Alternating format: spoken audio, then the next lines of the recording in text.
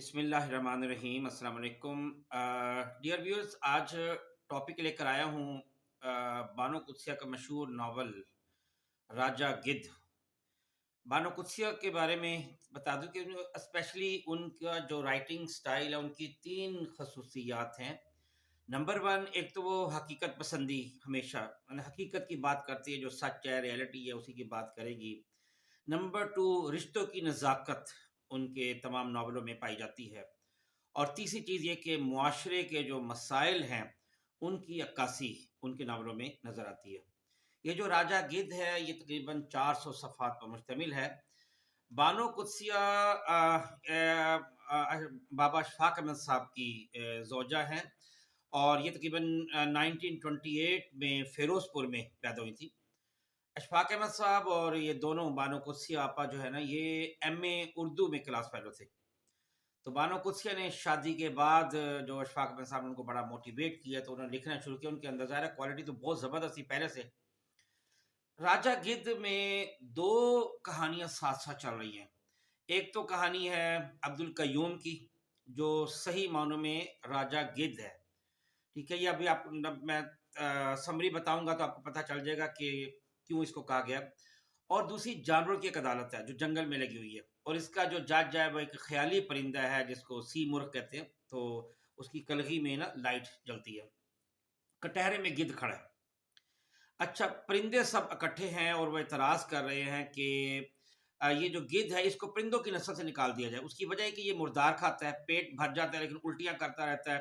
यानी खाई जाएगा, खाई जाएगा, खाई जाएगा, खाना बस नहीं करेगा। खुद शिकार नहीं करता, दूसरों के माल पे नज़र रखता है, दूसरों का मारा हुआ शिकार चोरी करता है, भरे पेट के साथ भी भूखा ही रहता है। और गिद्ध फिर उनकी बात का मुसलसल जवाब देता रहता है, उसके पास हर दलील का कोई ना कोई जवाब है। ये जंगल सांदलबार जंगल है। नावल का मरकज़ी ख़्याल ये है कि हलाल हराम क्या होता है। ये जो कय्यूम है, अब्दुल कय्यूम, ये जिसको नावल में कय्यूम कहा गया, इसका भी ये भी हलाल हराम का फ़र्क नहीं रखता। किसी मुक़द्दर शरीकी की भी परवाह नहीं करता, नाजायज़ ताल्लुकात जहाँ भी हो, जिससे भी मिले मुस्तवार कर लेता है।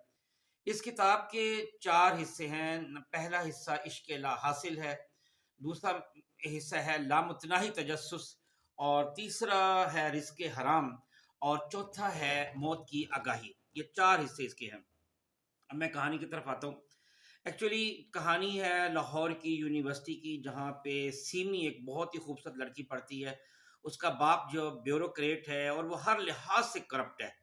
यानी ख़वातीन के लिहाज से भी करप्ट है, पैसे के लिहाज से भी करप्ट है। उसकी माँ-बाप के साथ, यानी उसकी अपनी बीवी के साथ मुसलसल लड़ाई रहती है। तो तंग आकर सीमी जो है ना, ये हॉस्टल मुंतकिल हो जाती है। सीमी भी बहुत आज़ाद ख़्याल लड़की है, एमए सोशियोलॉजी कर रही है। अच्छा, उसका एक क्लास फेलो आफ़ताब है, जो निहायत वजीह खूबसूरत लड़का है। उसका फ़ादर कश्मीर का बिज़नेसमैन है, और एक उसका प्रोफ़ेसर सुहेल है। वो दोनों जो है ना, आफ़ताब भी और प्रोफ़ेसर सुहेल भी सीमी से बहुत प्यार करते हैं। सीमी आफ़ताब से बहुत प्यार करती है, और ट्रायंगल टाइप चल रही है, क्योंकि एक और वहाँ उसी का क्लास फेलो कय्यूम जो है, वो मुतवस्सित घराने से है। वो भी सीमी से बहुत प्यार करता है, क्योंकि सीमी आज़ाद ख़्याल भी है, खूबसूरत भी है। अच्छा, होता ये है कि आफ़ताब जो है सीमी को अपने घर ले जाता है शादी के लिए, माँ-बाप से मिलवाने के लिए, लेकिन इतनी आज़ाद ख़्याल लड़की को देखकर तो आफ़ताब के जो पेरेंट्स हैं इनकार कर देते हैं। आफ़ताब में इतनी जुर्अत नहीं है कि वो वालिदैन के सामने खड़ा हो सके। आफ़ताब की शादी एक और लड़की ज़ेबा से कर दी जाती है। शादी के बाद आफ़ताब इंग्लैंड चला जाता है। अब सिमी का जो क्लास फेलो कय्यूम है, जो मुतवस्सित घराने से है, वो आफ़ताब की बातें कर के सिमी के करीब हो जाता है। सिमी आफ़ताब की मोहब्बत में बहुत ज़्यादा खोई होती है। सिमी हर वक़्त आफ़ताब को याद करती रहती है। कय्यूम जो है वो आफ़ताब की बातें कर के सिमी मदहोश सी हो जाती है, तो बस उसको गिद्ध की तरह सिमी को नोचता रहता है। और सिमी आफ़ताब की याद में हर वक़्त घुलती रहती है। तो इसी याद में, चूँकि वो अपने आप को पूरी तौर पे आफ़ताब के हवाले इसलिए कर देती है, कय्यूम के हवाले इसलिए कर देती है कि वो उससे आफ़ताब की बातें करता है। तो आखिरकार सिमी बहुत ज़्यादा परेशान, बीमार होके अस्पताल मुंतकिल हो जाती है। उसका खर्चा भी कय्यूम बर्दाश्त करता है, और एक दिन फिर वो ख्वाब और गोलियाँ खाकर खुदकुशी कर लेती है।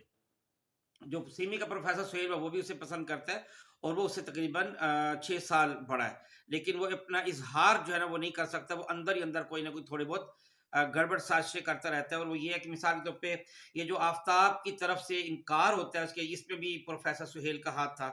اور وہ سیمی کو قیوم کے بارے میں بھی جو ہے نا وہ ڈی موٹیویٹ کرتا رہتا ہے یا بدگمانی پیدا کرتا رہتا ہے، وہ بھی پروفیسر سہیل جو ہے وہ کرتا رہتا ہے، جو ان کو پتہ نہیں چلتا، لیکن ناول کے بعد میں آ کے اینڈ میں آ کے پھر وہ پروفیسر سہیل جو ہے وہ اقرار کرتا ہے۔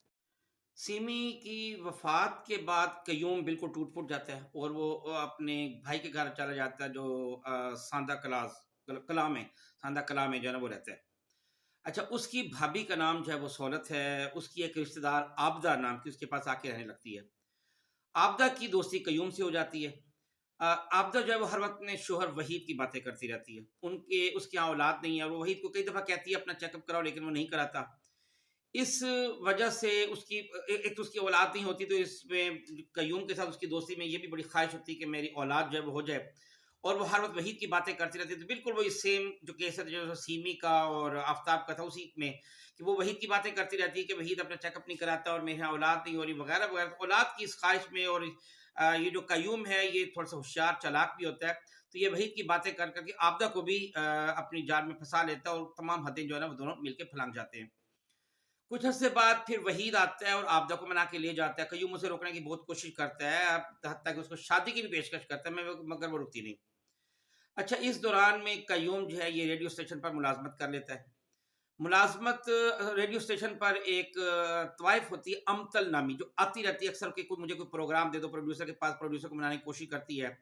تو اس چکر میں قیوم کے ساتھ پھر اس کی دوستی ہو جاتی ہے۔ تو وہ امتل کو شادی کی پیشکش بھی کرتا ہے، لیکن وہ کہتی ہے کہ اس کو مرد کا بھروسہ نہیں ہے، کیونکہ اس کی ایک دفعہ شادی ہوئی تھی اور اس کے ہاں ایک بچہ بھی ہے، اس کا بیٹا بھی ہے۔ اگرچہ بیٹا اس کا 100% نارمل نہیں، تھوڑا سا پاگل ٹائپ یعنی ہے، وہ اب کافی بڑا ہو گیا ہے۔ تو ایک دن وہ جو سہولت ہے وہ پسند نہیں کرتی امتل کو، تو ایک دن وہ اس کو خبر دکھاتی کہ امتل کو اس کا جو بیٹا تھا اس نے اس کو قتل کر دیا۔ اب یہاں پہ پھر سہولت کی خواہش ہوتی ہے، جو قیوم کی بھابھی ہوتی ہے اس کی خواہش ہوتی ہے کہ میں قیوم کی شادی کو بہت اچھے گھرانے میں کر دوں، تو اپنے لحاظ سے وہ ایک اور لڑکی ہوتی ہے روشن، اس سے اس کی شادی کر دیتی ہے۔ اچھا، شادی کے بعد جس پہلی رات ہوتی ہے تو اس دن روشن اس کو بتاتی ہے کہ وہ تو حاملہ ہے، اور اس کا جو ہسبینڈ ہے، اس بچے کا باپ، ہسبینڈ تو شادی تو نہیں ہوئی تھی، بوائے فرینڈ، وہ اس کا نام افتخار، اور وہ سعودی عرب میں رہتا ہے۔ دونوں، وہ بتاتی ہے کہ ہم دونوں ایک دوسرے سے بہت پیار کرتے ہیں۔ تو قیوم جو ہے بہت افسردہ ہوتا ہے، کیونکہ اس کی اب خواہش ہوتی ہے کہ میں اچھی طرح سیٹل ہو جاؤں، تو لیکن یہ کہ انسانیت پھر بھی اس کے اندر اتنی ہوتی ہے کہ وہ پھر افتخار کو بلواتا ہے، بلوا کر روشن کی شادی اس سے کروا دیتا ہے۔ تو یہاں پہ اب ایک اور سین شروع ہوتا ہے جس میں پروفیسر سہیل جو ہے وہ ایک دن قیوم کے سامنے پھر اعتراف کرتا ہے کہ وہ بھی سیمی سے محبت کرتا تھا، اور آفتاب کی اس سے شادی نہ ہونے میں پروفیسر کا بھی ہاتھ تھا، اور یہ بھی کہ پروفیسر نے سیمی کے دل میں قیوم کے لیے بدگمانی پیدا کی تھی وغیرہ وغیرہ۔ اس طرح کی وہ باتیں بتا کے پھر یعنی اپنا ضمیر کا بوجھ ہلکا کر کے وہ امریکہ چلا جاتا ہے۔ اب آفتاب جب وہ بھی انگلینڈ سے واپس آتا ہے، اس کا ایک بچہ بھی ہے جس کا نام افراہیم ہے۔ وہ افراہیم تھوڑا سا اچھا عجیب قسم کا بچہ ہے کہ اس کو سچے واقعات نظر آتے ہیں، اس کی روحانی آنکھ کھلی ہے، مگر دنیا والے کے لیے وہ پاگل سا لگتا ہے، وہ بھی سڑک کے بھی سجدہ کرتا ہے۔ یہ ناول یہاں پہ ختم ہوتا ہے۔ اچھا، اس ناول میں اب آپ نے سارا سمجھ لیا تو آپ کو اندازہ ہو گیا کہ وہ جو راجہ گدھ ہے، جو حرام ہمیشہ کھاتا ہے، حرام پہ پڑتا ہے، اوروں کے مال پہ نظر رکھتا ہے، وہ قیوم ہے۔